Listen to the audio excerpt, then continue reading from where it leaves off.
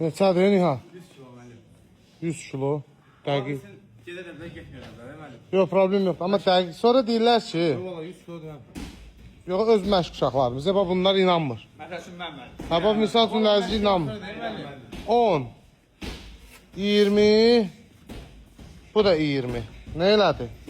Müəllim 80 də bu 100 kilo. İndi inandığın 100'dür. Müəllim o kalçık değil, içi boş olanlar var 100 kilo olanlar.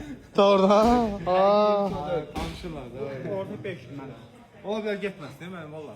O da ola bilər. Nə qədər məşq eləmiş? Yəni üstdən sıfat eləmiş. Sankadan sonra risk işlərini atır.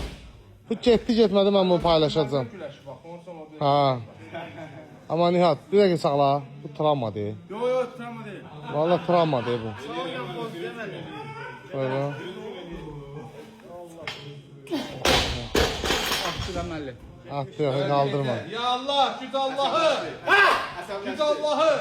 Agresiyon mu Güc oldu? Allah'ı. Ya Allah.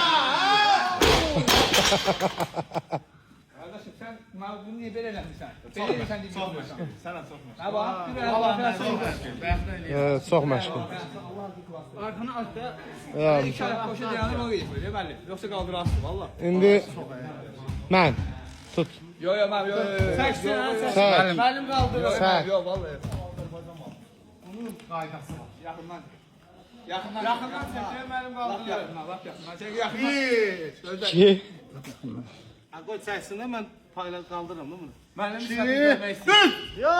Qəşəng müəllim. Allah.